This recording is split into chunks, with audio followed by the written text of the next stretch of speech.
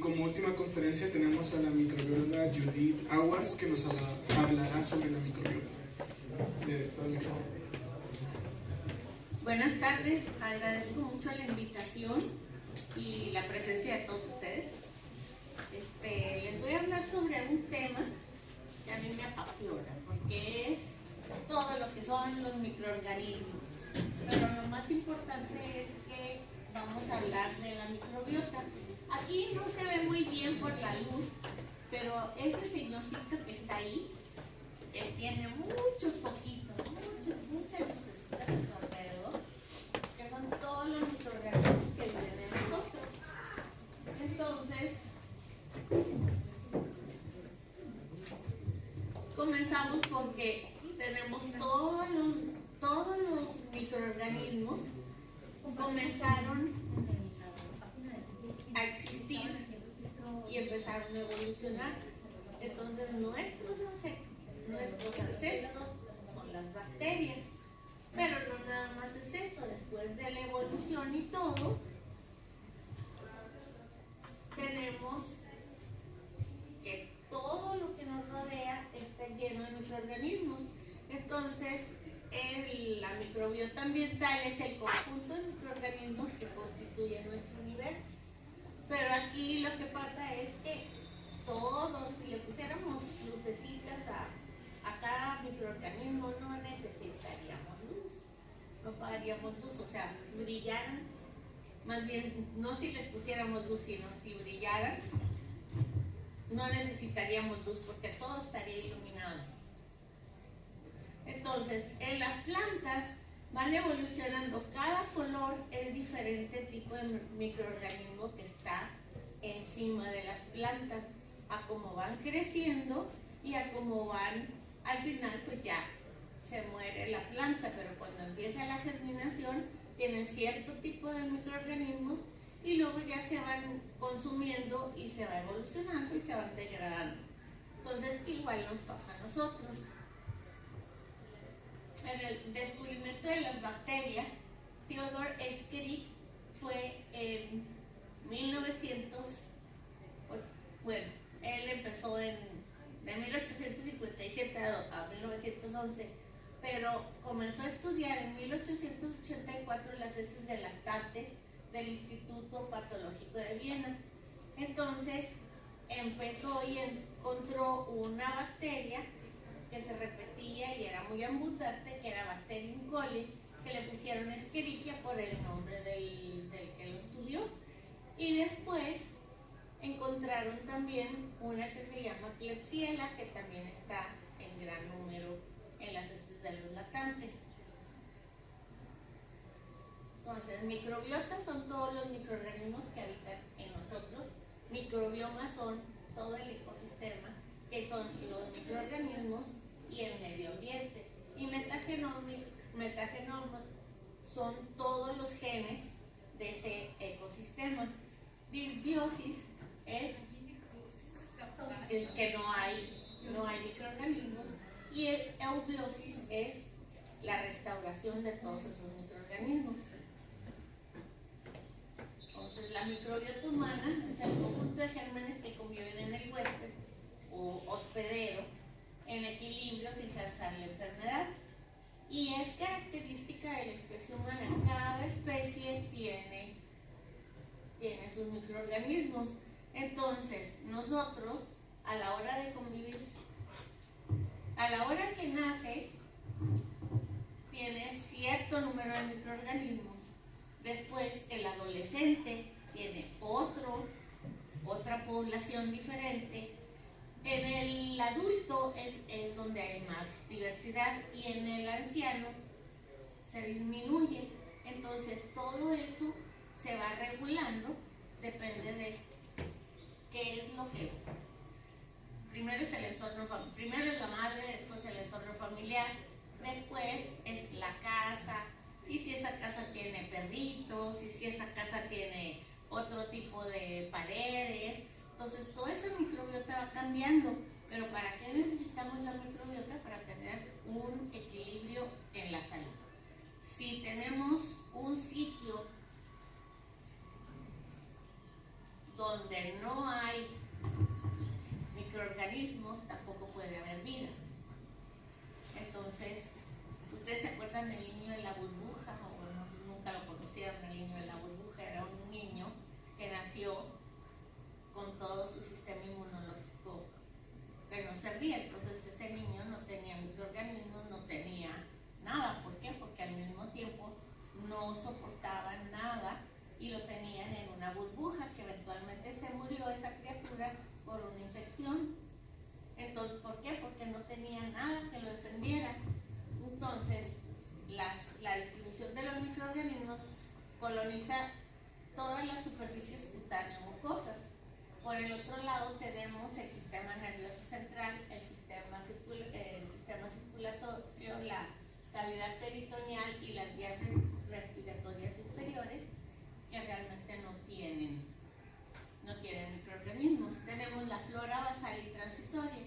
La flora basal es característica de cada persona, bueno, de humanos, y lo curioso es que depende de con quién estamos interactuando o qué es lo que estamos haciendo, tenemos una flora o una microbiota transitoria. Entonces, esa se puede colonizar, se puede quedar, o a lo mejor nos puede causar una infección, o simplemente está ahí un tiempo y después se va a ir. Entonces, ¿cuál es esa? Por ejemplo, si yo llego a una ciudad y hay cierto tipo de ambiente, si, por ejemplo, si nosotros viajamos, incluso dentro del mismo país, todos los que estamos aquí, si nos vamos a lo que es al sur de México, empezamos a desarrollar otra microbiota diferente que está en común con toda la gente que vive ahí. Una vez que nosotros nos salimos, sí, vamos a conservarla a ellos, pero eventualmente vamos a regresar a la que tenemos nosotros. Entonces, ¿cuál es la importancia? Es un mecanismo de defensa. Si nosotros no tenemos nuestra microbiota, cualquier cosa nos va a atacar. Entonces, contribuye al desarrollo de la respuesta inmunológica, porque también ayuda a activar todas las células del sistema, o sea, todas las células de la inmunología, y evita la colonización de la piel o las mucosas por microorganismos patógenos. Y la forma en que lo hace es que si estamos cubiertos de microorganismos, lo que hacemos es que todos nuestros microorganismos se van reproduciendo tal y como les toca, pero si en un momento dado empezamos a utilizar, por ejemplo, todos los jabones y todo lo que es antibacterial, y empezamos a esterilizar todo, entonces todos, y los antibióticos, lo que hacemos es que le hacemos espacio, se mueren los microorganismos que están en nuestro organismo defendiéndonos, lo que hacen es el equilibrio de nuestra salud, se empiezan a morir, dejan espacio, y todos los microorganismos indeseables o patógenos empiezan a crecer en la piel o en las mucosas, y es lo que nos va a causar enfermedad.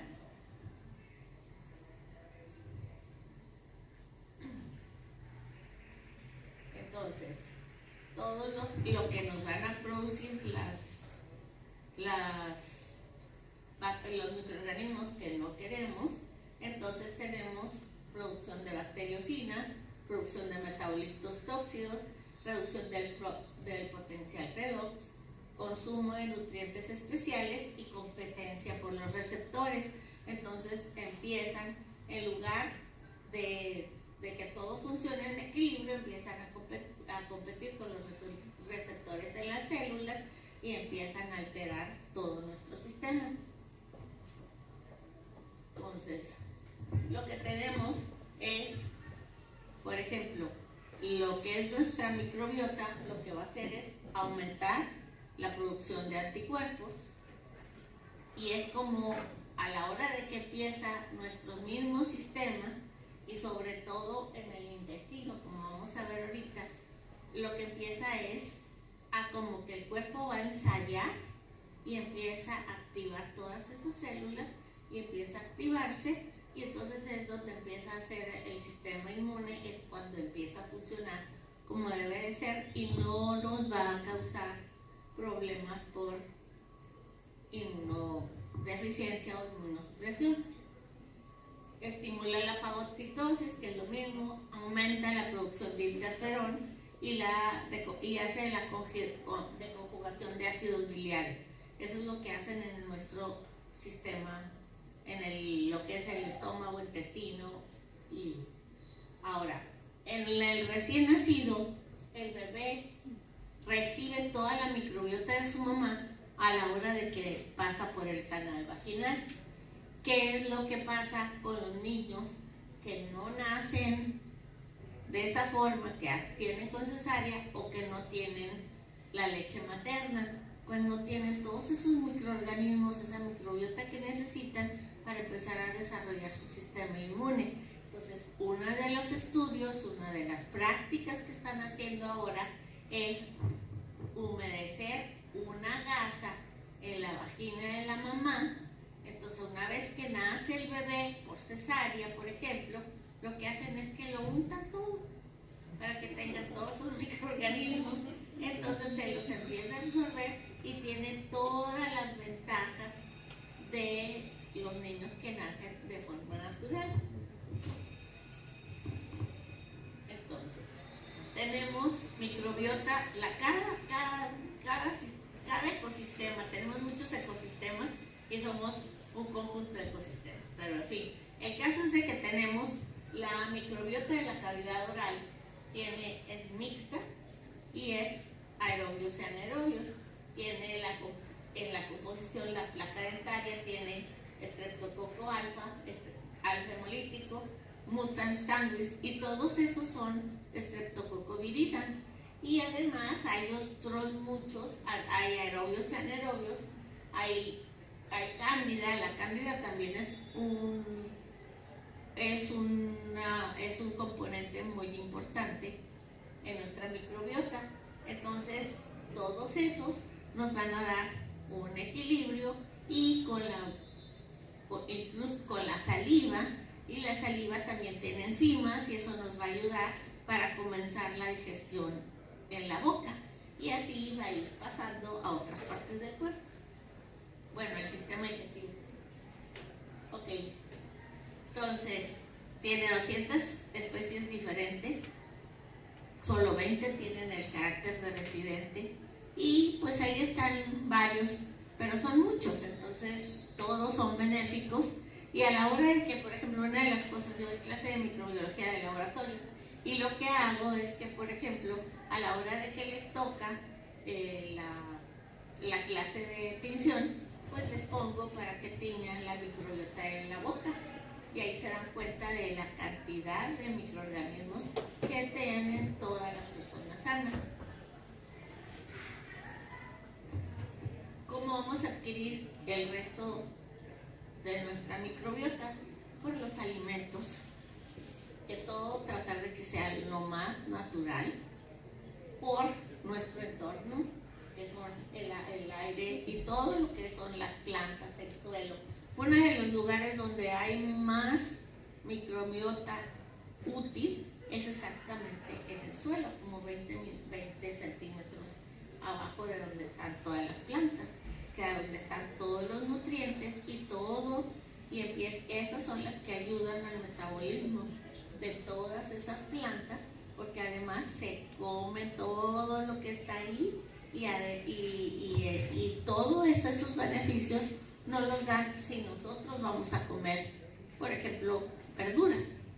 ¿Por qué? Porque están sembradas, y todos esos beneficios que nos da la microbiota no lo vamos a adquirir al comer las verduras. Entonces, eso se le llama prebióticos. Ya, los probióticos son los medicamentos o los extractos que hacen para darnos como algo extra en la alimentación. Ok, la microbiota vaginal depende del contenido de estrógenos. Una niña no va a tener la misma que una mujer en su edad reproductiva, y tampoco en una persona que ya pasó el climaterio o una persona que ya después de los 40, 55 años ya no tienen hijos, entonces pues lo que hacen es que su microbiota es diferente. Entonces ya tienen, en un momento dado podría ser que pueden tener necesidad de algún aditivo para que su microbiota se restaure y puedan seguir con su equilibrio. Una vez que se rompe todo el equilibrio, nosotros ya no tenemos salud. Ok, tenemos en la microbiota del aparato respiratorio, tenemos solamente el aparato respiratorio, el árbol respiratorio alto y las fosas nasales, el árbol, las fosas nasales y la faringe presentan biota normal, pero los senos paranasales, el oído medio, la tráquea, bronquios y pleura son estériles. Entonces todos, cuando hay una infección de vías respiratorias bajas, es que entró por la nariz o por la boca. Entonces ahí es donde se rompe ese equilibrio y ahí es donde sí podemos dar los antibióticos, pero el uso indiscriminado de antibióticos lo que hace es que barre con toda esa microbiota y volvemos a lo mismo, le hace espacio a los patógenos. La microbiota y el asma es una cosa que a mí me interesó mucho porque uno de mis hijos tiene asma. Entonces, lo que empezamos a leer, independientemente de la opinión de los médicos expertos y de los neumólogos, es que, por ejemplo, toda la microbiota se empieza a adquirir cuando el niño es pequeño, pero igual todas las defensas, y entonces ya no tiene que se les desencadene el proceso inflamatorio y todo lo que en un momento dado, si careció de todo eso en un principio, va a desarrollar alergias o asma y va a desarrollar todos esos procesos inflamatorios. Por ejemplo, los niños que viven en los ranchos, sobre todo en los ranchos donde en los ranchos lecheros, donde hay interacción con todo lo que come el heno que comen las vacas, por ejemplo, y con todo lo que están ahí en la cercanía de las vacas y todo lo que pues las heces de las vacas y todo eso, no tienen que estar ahí pegados ni revueltos, pero es lo que el niño está aspirando y todos esos niños tienen una mejor defensa cuando crecen y ya no desarrollan tanto los problemas respiratorios. Otra de las cosas es, por ejemplo, las estadísticas están muy feas. Por ejemplo, en todos los lugares, en las grandes ciudades, en las capitales del mundo, ha aumentado mucho la proporción de pacientes con asma. Entonces, una vez que esos pacientes pueden ser ayudados para que tengan un ambiente que no sea como de la gran contaminación y de todas las ciudades grandes, se le puede mejorar su situación respiratoria. Ahora, la inmunidad, el 70% se encuentra en el intestino por interacción de las bacterias con nuestro organismo. Entonces,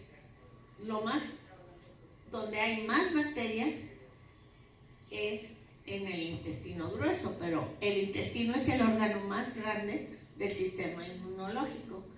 Y ahí hay maduración y diferenciación de células inmunológicas.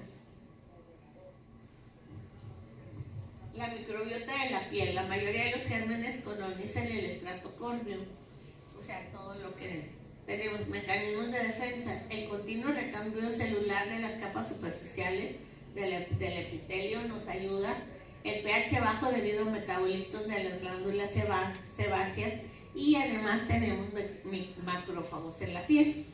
Y todo eso se mantiene intacto si nosotros tenemos una microbiota sana y no estamos utilizando todo lo que es los geles antibacteriales y estar así. Por ejemplo, una de las cosas que hacíamos nosotros en el laboratorio era que cada que salíamos nos lavábamos hasta los codos, o sea, de toda la mano hasta los codos, con fenol. Entonces, ¿qué fue lo que hizo eso? Pues nuestra piel empezó a hacerse fea. Era lo primero que notábamos, pero cualquier microorganismo que no debería de estar ahí, que nos llegara a colonizar, nos hacía un proceso infeccioso. Entonces, ahí fue donde empezamos, bueno, ahí unas amigas y yo empezamos a ver que el estar quitándonos toda la microbiota que teníamos, que antes que se llamaba flora normal, y mal dicho flora porque no son plantas, ¿verdad? Son diferentes microorganismos. Al quitarse todo ese recubrimiento y esa protección, a nosotros, además de que se dañaban las células, lo que hacían era pues que nos hacían pro-infecciosos. Entonces, cada quien debe conservar su microbiota y todos, por ejemplo, ellos que están ahí juntos, están compartiendo ahorita la microbiota. Y eso es bueno, ¿por qué? Porque estamos todos juntos sobreviviendo en nuestro entorno.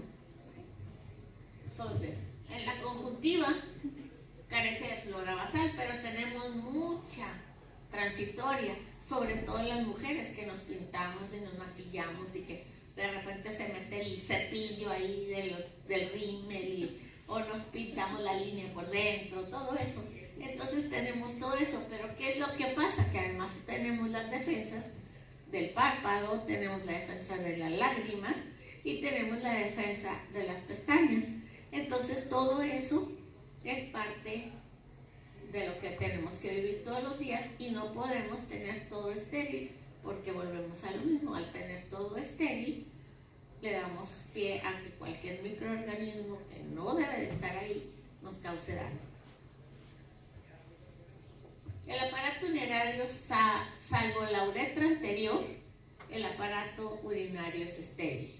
Entonces, por ejemplo, si tenemos una vida sana, una higiene normal, ¿qué es lo que pasa? Las mujeres nos enfermamos más de infección de vías urinarias. ¿Por qué? Por anatomía, simplemente por anatomía. ¿Por qué? Porque toda la microbiota vaginal y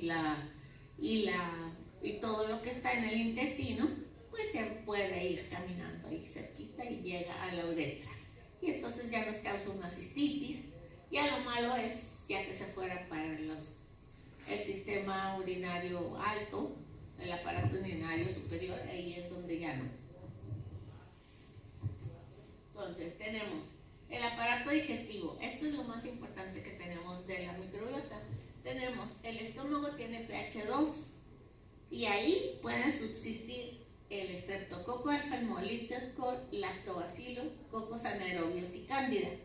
Entonces el intestino delgado a nivel del ilio termina con concentraciones hasta de 10 a la 8 bacterias por mililitro y es predominio de anaerobios. En la parte superior tenemos aerobios porque, como comentaba alguien, pues aquí hay aire, ¿verdad? Pero ya en lo que es el intestino ya no hay poquito, ya serían unos pues microaerofílicos o anaerobios. Entonces, sí, no se puede leer porque está todo, pero si vemos, comenzando el aparato digestivo, la cantidad de bacterias que hay en el esófago, otras que hay en el estómago, que son las que pueden aguantar el pH 2. Luego seguimos con el intestino delgado en sus diferentes etapas y la concentración más alta la va a tener el intestino grueso. ¿Para qué nos sirve ahí? Nos sirve para la absorción, nos sirve para que digieran todos esos microorganismos.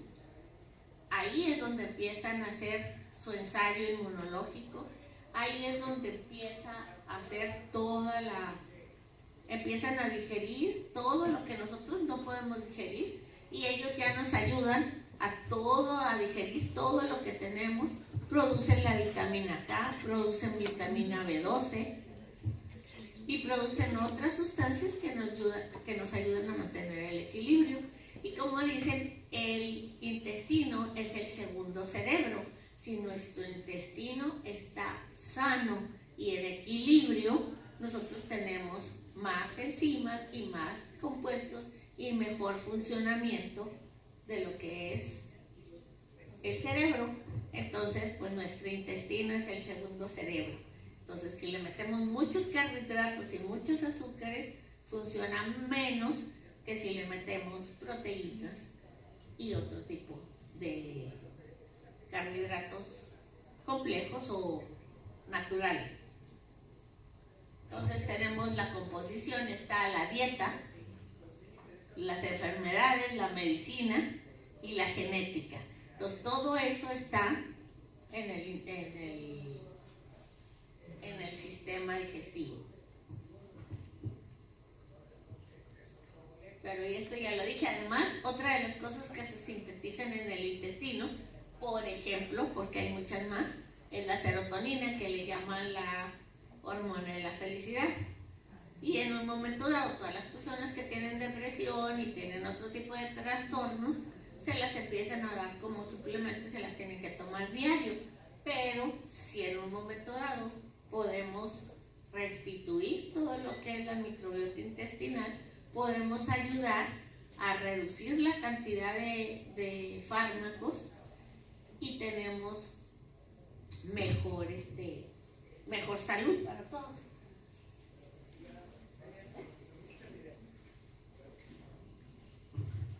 Ok, ahora, en cuanto a volumen, las bacterias representan el 40% del peso seco de las materias fecales. Y pasando las válvulas ileocecales del intestino delgado al grueso, van a tener hasta 10 por 10 a la 11 bacterias por mililitro. Es el mayor y más complejo ecosistema microbiano. Los beneficios.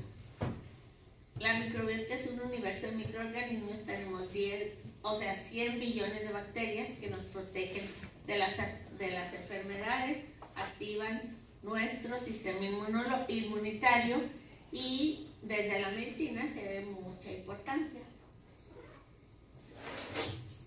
Ahí es donde están, por ejemplo, a la hora de la digestión, está el hígado, que pues tiene los ácidos biliares, y luego se producen todas esas sustancias que necesitamos, y empiezan las bacterias, el microbioma, y entonces con el microbioma entonces se empieza a activar. Y como es, por ejemplo, la interleucina, el factor de necrosis tumoral, y entonces es lo que nos va a proteger. Otra de las cosas que hacen los microorganismos, incluyendo los parásitos, en el intestino es, si están en una proporción adecuada, lo que hacen es que reducen la inflamación del intestino. Entonces, también eso nos hace que podamos tener mejor absorción, mejor salud y mejor respuesta inmune. Entonces, además, recoge la energía de los alimentos, refuerza la pared, protege frente a patógenos, produce metabolitos importantes para la salud, sintetiza vitaminas y hormonas, apoya el sistema inmune, produce y modula hormonas, influye en el funcionamiento del cerebro, hígado, riñón, piel, y afecta la circulación de lípidos en la sangre. Amenazas del equilibrio de la alimentación. Una de las cosas que hacemos es comer chatarra todo el tiempo. A lo mejor ustedes ya no, pero yo toda la vida he comido chatarra. Y por más que digo ahora sí voy a comer todo sano, me voy sin desayunar y luego hay muchas cositas que compra uno ahí, mientras entre clase y clase. Consumo de antibióticos, siempre ha habido un uso indiscriminado de antibióticos, lo que pasa es que antes no se notaba tanto. ¿Por qué? Porque había pocos antibióticos y en un momento dado pues la gente ahí se los compraba solos, pero ahora lo que hace es que ha habido mucha producción de antibióticos y se está viendo que hay mucha resistencia por parte de los microorganismos. ¿Por qué? Porque si nosotros estamos atacando a nuestros microorganismos, ¿qué hace el microorganismo? Pues produce todas las defensas y hace todo para hacer una resistencia a los fármacos que les estamos dando para acabar con ellos. Ellos se defienden, ellos no nos están atacando, se defienden de nosotros. Y pues el estrés que puede ser funcional o emocional. Somos lo que comemos. Como dijo el doctor que estaba antes, todos los microorganismos, los probióticos son todos los microorganismos vivos que cuando son suministrados adecuadamente son benéficos. Los prebióticos son alimentos que ayudan al crecimiento de la flora intestinal. Esto lo dijo la OMS en el 2002 y sigue siendo más o menos lo mismo. Ahora, ¿qué estrategias? Entonces, estos modulan la microbiota existente, se hace una dieta personalizada, se hace un menú, se dan probióticos.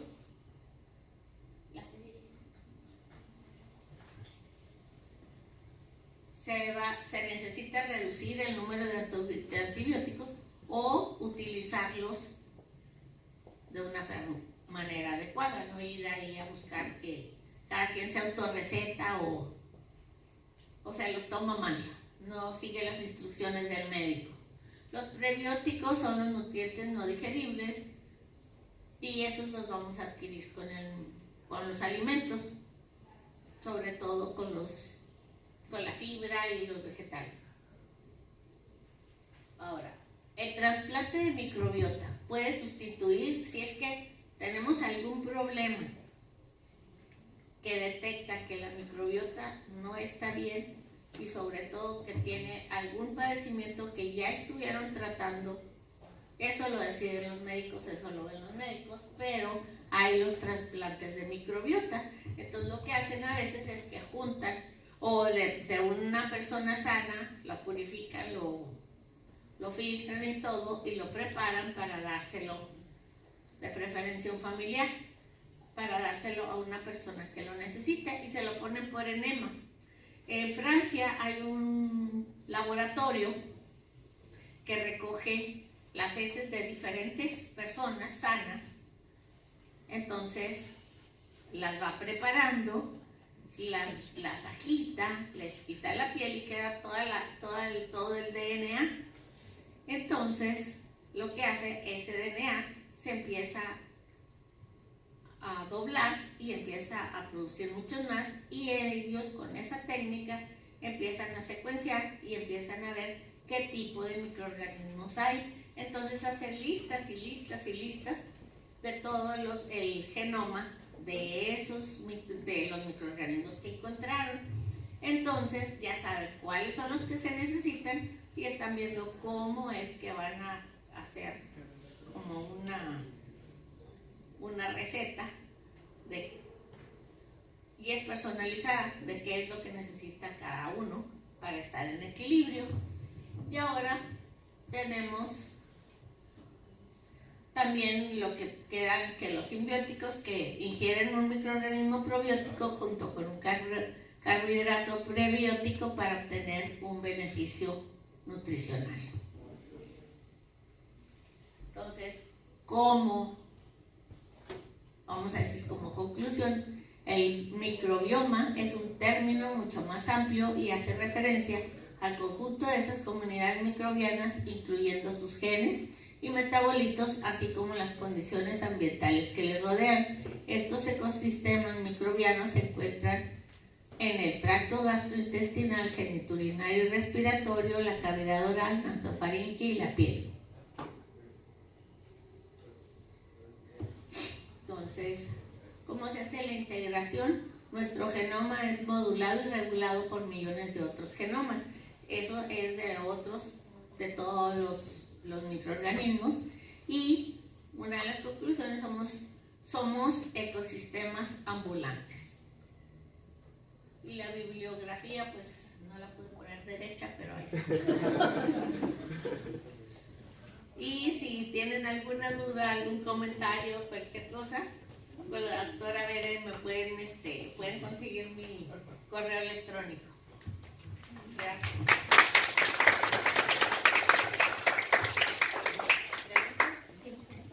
Voy a hacer una contribución. Judith es mi esposa y me llamó la atención porque necesito platicar esta historia. Llevamos 5 pacientes de esto y quiero que sepan la utilidad del conocimiento. Hay una enfermedad que se llama colitis pseudomembranosa. Es una afección del colon que puede ser mortal.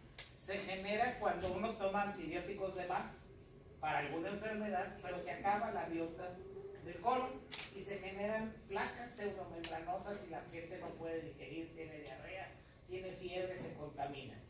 Entonces, esto es en realidad, se hace una colonoscopia, se toma una muestra y se identifica como colitis pseudomembranosa.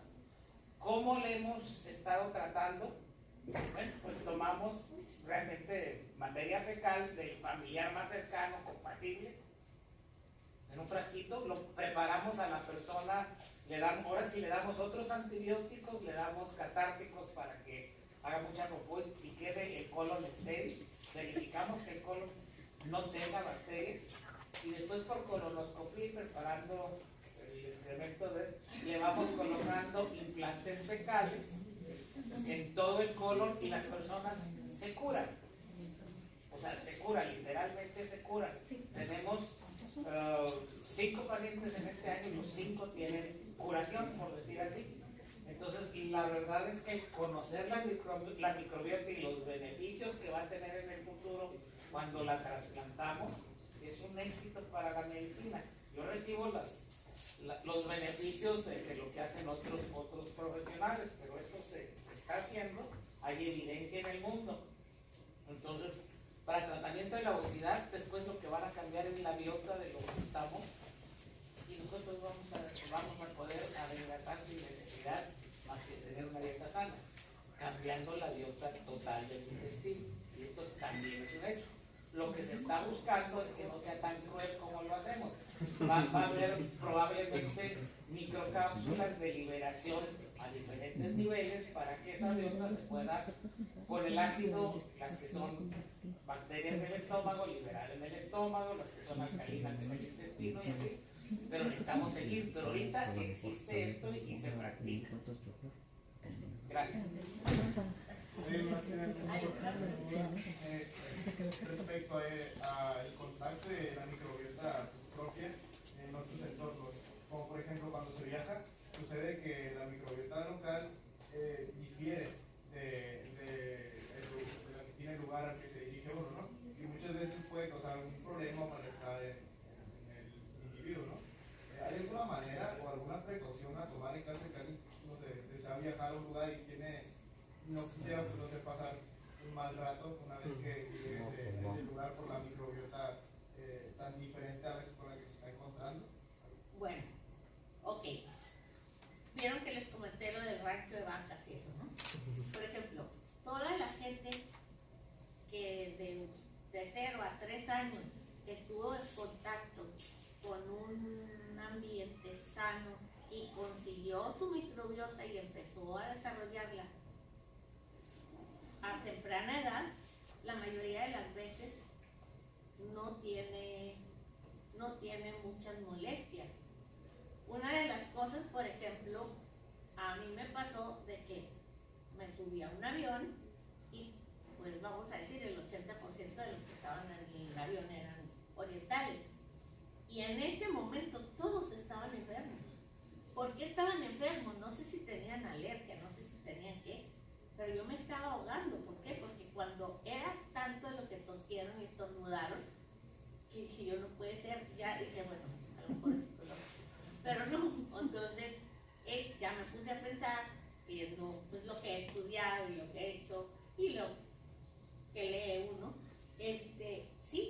pasa es eso, de que yo no estoy preparada para estar con personas enfermas de otro lugar.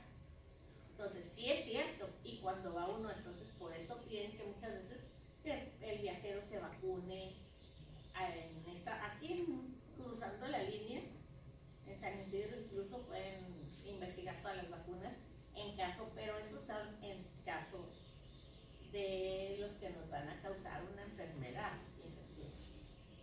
Pero de lo natural, pues no, nada más es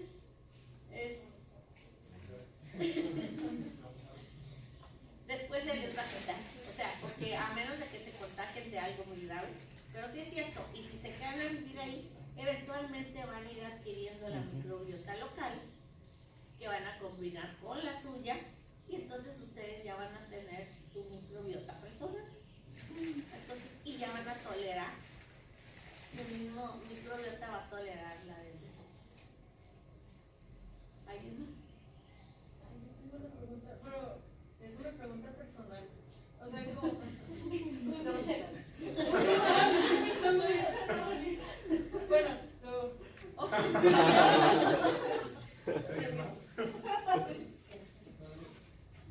Bueno, seguimos con la entrega de reconocimiento a la microbióloga Judith Aguas por su participación como ponente con el trabajo microbiota presentado en el primer simposio de TJST. Muchísimas gracias.